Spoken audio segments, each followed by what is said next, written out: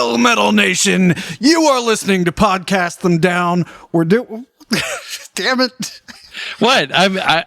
You didn't like the how do you do sign, so I've been working on something better. What would you even call that sign? Actually, so with mom and dad the other night, I was watching a 1970s How to Be Safe Working on the Rail Yard, and that's actually the take it easy sign. So if an engine is coming at you too fast, an engine is coming at you too fast, simply you gotta take it easy. So you boogie down? Yeah, apparently. And the engineer's like, oh shit, I gotta take it easy. Let me just slow this train down. What? Right, exactly. See? All right, well, speaking of trains that won't slow down, this is metal. I don't know. I got nothing. Segues have never been my forte. Metal promo reviews. What? Hashtag what? MPR. Damn it. Metal promo reviews. We're going to review promos and decide how many ears we will be dedicating to each promo that is reviewed. I'm Tim, that's Matt, here we go. Hi. Retador is a band that was officially born in June 2020. How did they meet during lockdown? Anyway, by Rollo on guitar, Der Lies on bass/vocals, and Juan Holocaust on drums, spelled with a J. Okay, so it's not Right. not problematic then. These three musicians were also part of another band along with two other friends, but this band dissolves in October, and its three members focus fully on shaping Retador. The following Wait. Can I just pause? Because I know what they're trying to say, but it sounds like they're predicting that Retador will dissolve in October. Maybe.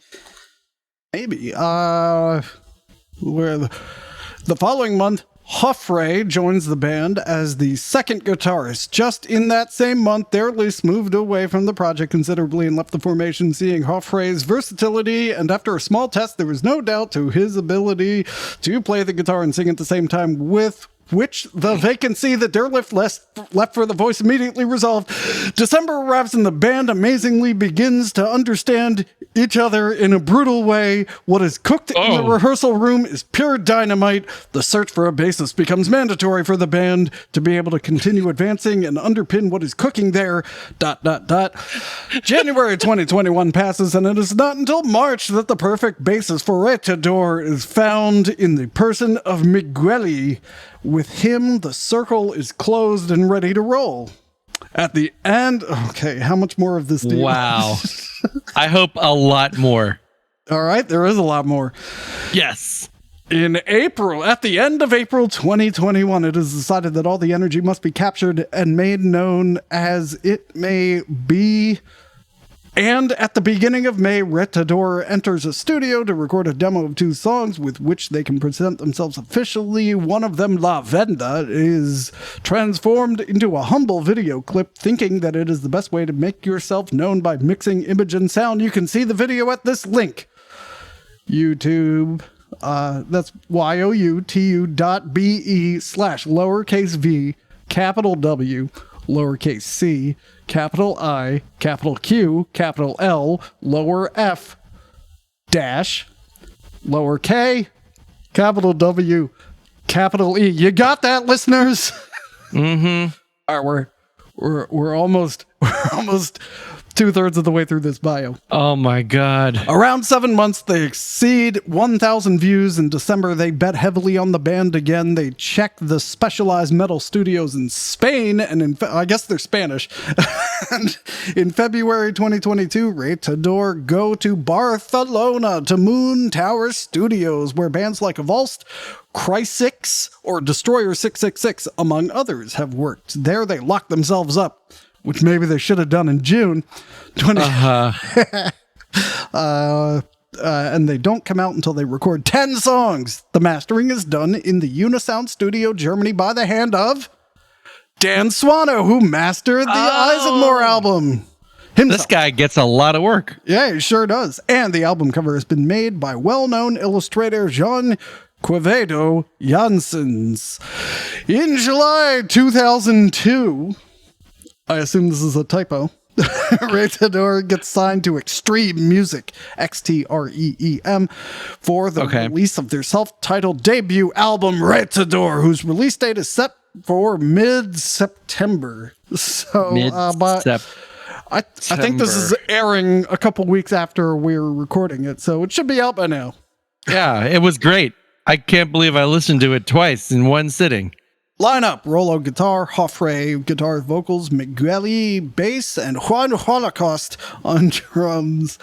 And the album cover is a cemetery that's perhaps on fire with the blue zombie thrash metal hand holding a bandolier belt with the Retador logo as the belt buckle. That's well, that's interesting. That's pretty thrash metal, if you ask me. Yeah, that's pretty thrash metal. I don't think anywhere they said whether they're thrash metal. And then, yeah, well, they look like a thrash band, all right. Yeah, I mean, if they're bunch not of dudes a thrash standing band. on a bridge or something, and one of them couldn't be bothered to look at the camera. I like that guy because he's like looking optimistically towards the future. Well, he's kind of looking down, though. Okay, I guess that's true. All right, so let me just verify real quick. Retador is from Spain, and they are thrash metal. So two things they omitted. But you know, it's good branding when you can tell that without looking it up. So, what do you got?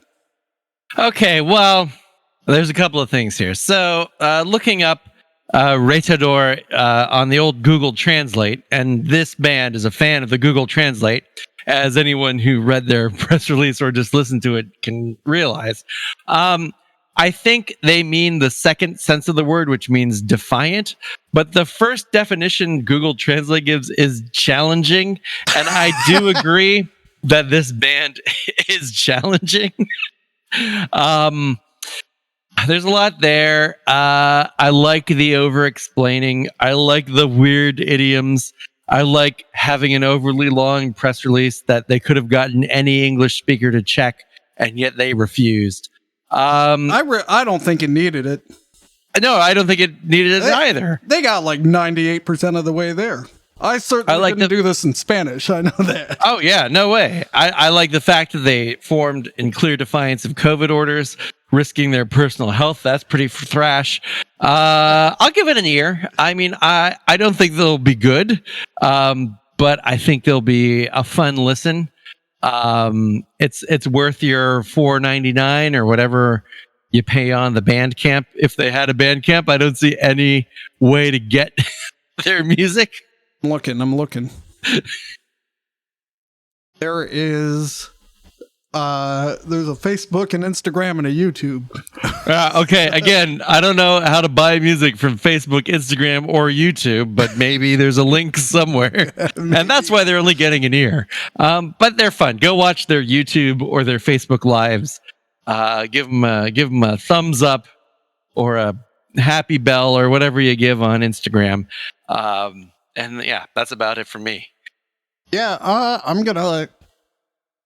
looking at song titles, and I have even less confidence in my Spanish now. The only ones I can figure out would be Juicio Final, Corrupción, and Violencia, and that's all I got. You can't figure out B-52? Well, but they got all their thrash tropes together. That gives me a lot of confidence. I'm going to go with 1.5 ears. You know what? In fact, I'm going to match that to 1.5 because I like the audacity of having the first track of your self-titled album being a self-titled song. Instrumental song. Retador's Retador on Retador. I mean, yeah, fuck yeah. That's getting a half ear. 1.5 ears as well. All right, moving along. This one's going to be fun. I hope Titeres is what I think it is. SKYFORGER and SKANDINIEKI unveil an amazing new video for Jump Fir Tree, FIR, like Christmas tree. Uh-huh. SKYFORGER, I already said that part. SKYFORGER released the video clip for the latest single, Lek Eglite, parentheses, Jump Fir Tree. Jump Fir Tree. Their collaboration with fellow pagans from the folk collective, SKANDINIEKI. Watch the video at, so this one's the full youtube.com/watch $V =DO, lowercase DIO, capital O. I'm not going to do this anymore. I thought it would be funny to read out the full YouTube links, but I've decided. It kind of is. Leki Glite. So, okay. I'm reading it like that because there is an I with a bar over it. And in English, that means it's a long I. So you say Eglite. But this goes on to say it's an ancient Latvian song addressed to the fir trees to jump, leap, and dance. It has been sung in many forms and versions for several centuries as a part of the traditional Latvian wedding at the moment of bringing the bride to the groom. Also, Eglite is a basic percussion instrument. In Latvian mythology, the evergreen fir tree represents eternal life and is revered as a boundary marker between this world and the one beyond. Traditionally, the wedding itself was seen as an act of dying as a young girl and boy and being reborn as a married woman and man. Fir twigs and branches were used to adorn the bride's homestead as well as her seat at the end of the table during the wedding feast, with the mythological purpose of keeping ill-wishers and evil people away, who would just prick their fingers and leave the bride unharmed. Oh, because it's sharp. There's little spiky needles. Okay. Yeah. I mean, these are very, not very determined ill-wishers. Christine Naikina, director of the clip, says, "We have known the group SKYFORGER for a long time, and we gladly agreed to make a video for the new song, Lek Eglite." Please write in and explain how to pronounce that.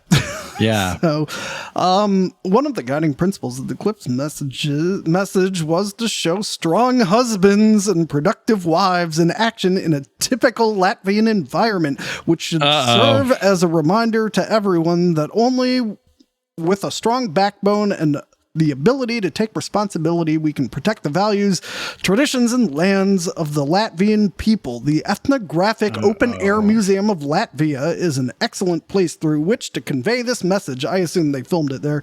The filming process took place for 3 days and 1 night. We are grateful to everyone who participated in the creation of the project. The single features Piteris Kvetkoskis on rhythm guitar, Edgars Grabovskis on bass and vocals, Alvis Bernans on solo guitar, Janis Osis on drums, Edgars Zilberts on kokle. Oh, I love him on kokle. As well as Joffrey Delaria on bagpipes and whistles. Vocals by SKANDINIEKI, recorded and engineers by Gins Lundbergs. And then whoa, do you know what a kokle is? It's some kind of folk instrument, I bet.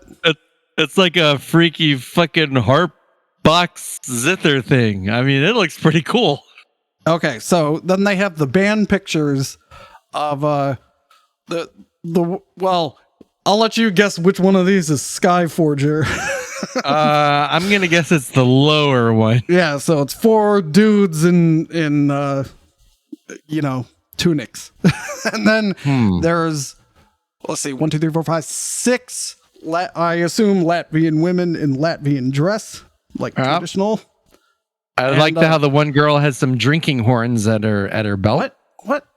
Say the brown one? Oh yes. And spoons as well. And then wooden spoons. I mean, that's... And then there is the screenshot of the music video is a blacksmith whoa, hammering something on an anvil and creating many Sparks. I mean, that sounds fucking crazy. So, to the average American, what do you think they think of when they think of Latvia? Because I have an answer, and I want to see if it's the same as your answer.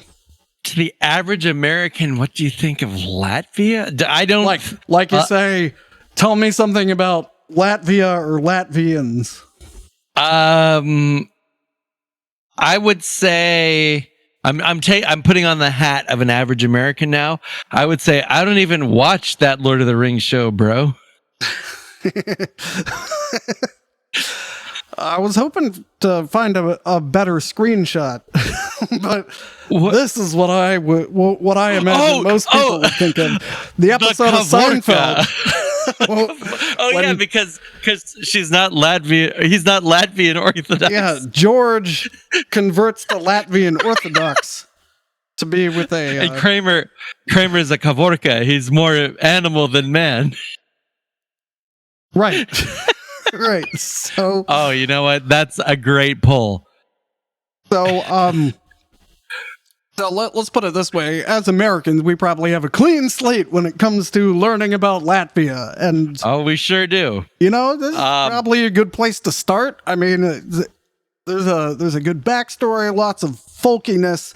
I'm gonna give this 1.5 eyes and ears. Eyes, yeah. I'm also gonna give it 1.5 eyes and ears. I'm a little nervous because they're a neo-pagan band talking about the strength of the Latvian people through strong heterosexual marriage. But probably they're fine. Yeah. And I'm strong enough not to research this band enough to let it ruin any possibilities. Skyforger's lyrical themes on Metal Archives are historical battles, Latvian history, and mythology. I know, but then a little better. That made me feel better, but the first sentence of their Metal Archives entry, despite accusations of being politically influenced, Skyforger is merely devoted to the ancient history and pagan mythology of its home country, without any visible signs of political leaning. Why is starting out so defensive, man? Yeah, but I mean, Rammstein leaned into it, you know? They wrote a song about it. So did Tyr, for that matter. Okay, I mean, and I like Rammstein, and I like Tyr, and I'm sure I will like Skyforger. And in fact, I think this sounds like a great video for a podcast and down video look through, or whatever the fuck we call those things. So they get 1.5 eyes and ears from me. Write that down. We do have to do a look through video available to our patrons. Yeah. Skyforger video deal. Yeah. And you can remind me when you come back from Europe. Yep. Yeah, coming soon, a metal review of Antwerp, Belgium. Now that you've said that, you have to do it. Oh yeah, I'm definitely going to do it. Okay. Last one. Oh, and Doug, I don't get a vote. Oh yeah, Doug's here. I thought you'd want to abstain. Well, yeah, out of respect for the current political situation, I am going to abstain. I just didn't want to. I'm sorry I steamrolled the ceremony. All right, that's I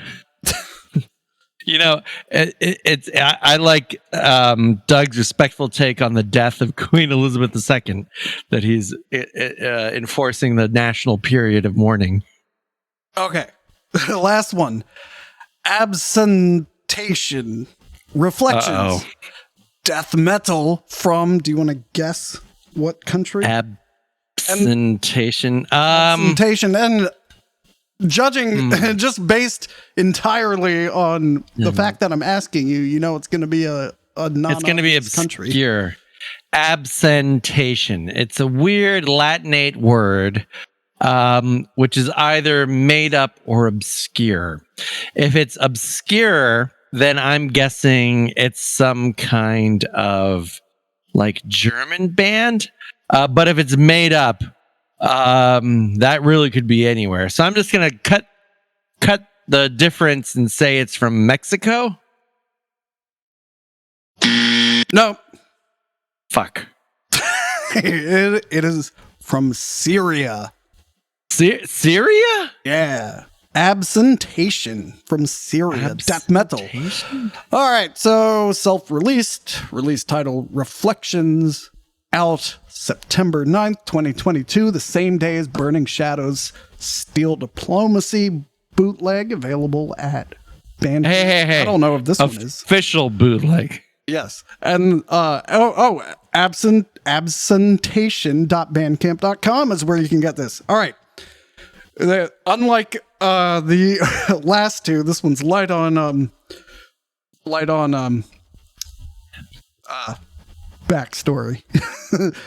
Track list: Reflections, Betrayal, Deprivation, Abandonity, Lucid Eyes, 66 Multi-Dimensional, Unearthly Design, Bliss, My Suicide. Lineup: Sala, oh man. Sala Algala Yini, guitars and vocals, and Marco Petruzella on drums. Oh man, well that's an ear right there. All right, Reflections is the 5th full-length album from Absentation. Reflections album is a combination between brutality, technicality, melodic, and a story. This album is dedicated to all who are suffering and living in the dark inside their minds and no one near them to help. Produced, mixed, mastered by Sala Al-Galayini at his own studios. I think Tim's living in the dirt. Yep, and then it overpowered him. Yeah, I mean, the emotion, I guess the reflections of Abstinatator or whatever it's called. And then the artwork looks like it's going for a death style artwork to me. Yeah, I mean, but I can't really describe it. How would you? The majority of our listeners listen and don't watch. Yeah, so I mean, if you want to this take is one crack, of those. This is one of those 90s death metal. Yeah. Yeah. It's one of these things where it's telling a narrative kind of spatially, but I don't know which direction it's going. Yeah. So there's a knife and a broken heart necklace, and then there's a lady passed out in bed with someone mourning, and then there's someone else all sad, and then there's someone hung, and then there's bleeding eyeballs and a demon. Demon. Yeah. And then the band photo is I mean, the band photo is incredible. I assume it's the guy who did all the work. I mean, that guy, he looks like what was the name of the one guy on Metalocalypse, like the stone-faced guy? Squiscar. Squiscar. Doesn't it look like the actual Squiscar? It looks like he's kind of saying, hey. He's about to say, hey. I mean, I like the fact that he's wearing a Baphomet and a long sleeve death metal shirt. I can't tell. I mean, he also clearly touched up his forehead lines. You know, it's like, as long as you got Photoshop out, can you make my forehead less crinkly? So that's interesting. And he is holding a 7-string Schecter. Okay. If that means anything to you. Okay. What do you got? I think I'm going once again with 1.5 ears. I think everything gets the same thing for me today. Because I don't have, maybe Syrian death metal is amazing and I just don't know it. So, I mean, the good news about them is, well, first of all, I can't talk enough about the brilliant technical drumming of Marco Petruzella, who's the greatest Italian death metal drummer ever. I'm a little concerned. Okay, wait. Did you look up what Marco Petruzella has been in? No. Is he actually? Holy shit, that's a lot of bands. It would be faster to name bands he wasn't in. He was in 6 Feet Under. Wow. All right. Maybe Marco Petruzella is the greatest death metal drummer ever. This screams session drummer to me. Oh, he's in the Faceless. I know someone in the Faceless. Well, What do you think? I'm acquainted with someone in the Faceless. Wait, do you think we could get an exclusive Podcast Him Down interview with Marco Pietruzella? Oh, he was in Vital Remains too. Wow. So, you know, he knows people who knows people who know me. All right. Anyway. yeah, I don't know that I'm as enthusiastic to listen to this as the other ones. I looked up what absentation is, and the Wiki Dictionary just says it's the act of making oneself absent, and I don't know what that means. So I will give it a half an ear, kind of out of semi-interest, but I'm less enthusiastic about this. Three quick facts. Formed in 2003. Number one. Number two, their demo was used as a soundtrack for a Syrian TV series about metalheads in Syria. Okay. And three, they are the first death metal band from Syria to release a full length. This is all courtesy of Metal Archives. But also, I don't know if we can call them a death metal band when it's just a Syrian guy and a session drummer. I mean, shouldn't it be they're the first Syrian guy? Well, they have past members, like Necrodeophile. Whoa! I mean, if Necrodeophile was involved, and Khaled Shawari. I mean, he sounds great Sharawi, too. And Ashmunadeh and Sarcophagus. So, I mean, Sarcophagus sounds great. There were other people involved.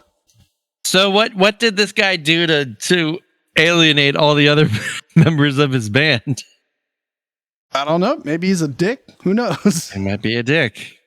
If you're a maybe dick, that's what if you're listening to this as well. If you're listening to this, Mr. Absentation. Yeah. And you're a dick, let us know. Yeah. We want to solve the mystery. And if you're not a dick, Mr. Sala, please clear your good name. Either way, just get in contact with us. We will put you on the B side of our Marco Pietruzella interview.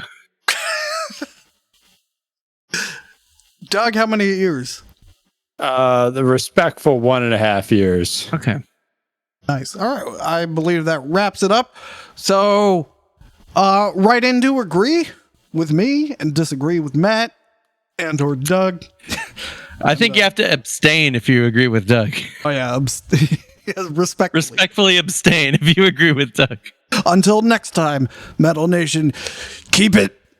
Man, I didn't want to pull a Manowar and say metal like 3 times in a row, but I think I will. Keep it metal!